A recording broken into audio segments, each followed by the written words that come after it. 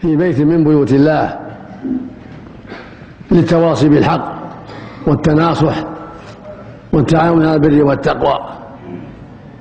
وأسأل الله عز وجل أن يجعله لقاء مباركا، وأن يصلح قلوبنا وأعمالنا جميعا، وأن ينصر دينه ويعلي كلمته، وأن يصلح أحوال المسلمين في كل مكان، وأن يمنحهم الفقه بالدين، وأن يولي عليهم خيارهم ويصلح قادتهم، كما أسأله سبحانه أن يوفق ولاة أمرنا لكل خير، وأن يعينهم على كل خير، وأن ينصر بهم الحق، وأن يصلح لهم البطانة، وأن يجعلنا وإياكم وإياهم من الهداة المهتدين، إنه سبحانه وتعالى جواد كريم.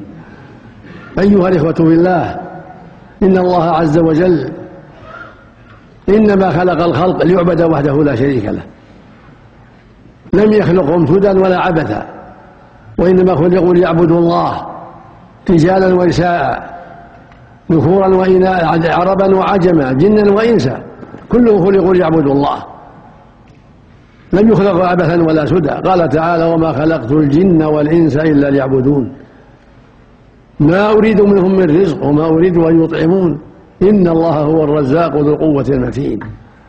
وهذه العبادة التي خلقوا لها قد أمرهم بها جل وعلا، فقال سبحانه: يا أيها الناس اعبدوا ربكم الذي خلقكم والذين من قبلكم لعلكم تتقون.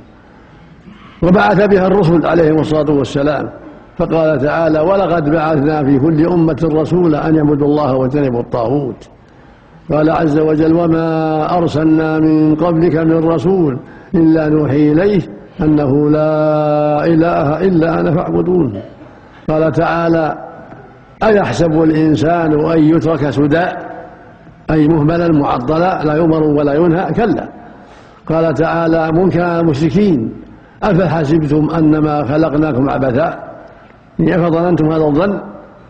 فالله إنما خلق الخلق ليعبد وحده لا شريك له.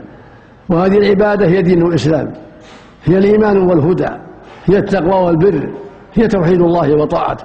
هذه العبادة سماها الله إسلاما، فقال تعالى: إن الدين عند الله الإسلام.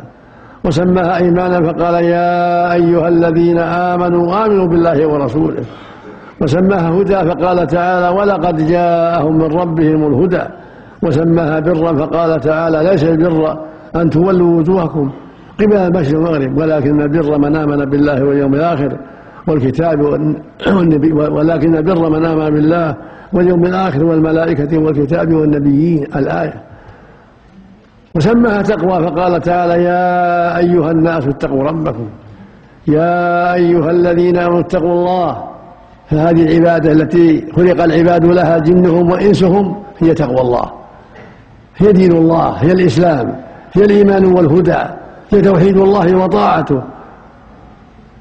فالواجب على جميع المكلفين أن يعبدوا الله وحده كما خلقوا لذلك، وذلك بتوحيده والإخلاص له والإيمان به وبرسله، والإيمان بكل ما أخبر الله به ورسوله من أمر الآخرة والجنة والنار والحساب والجزاء وغير ذلك، والإيمان بملائكة الله وكتبه وبرسله واليوم الآخر وبالقدر خيره وشره.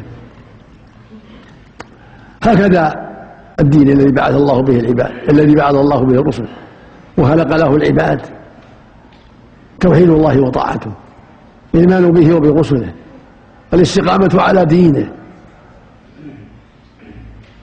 فالواجب عليك يا عبد الله وعليك يا أمة الله الإيمان بالله ورسوله، تحقيق هذا الإيمان بتوحيد الله وطاعته واتباع رسوله صلى الله عليه وسلم وأداء فرائضه وترك محارمه والوقوف عند حدوده.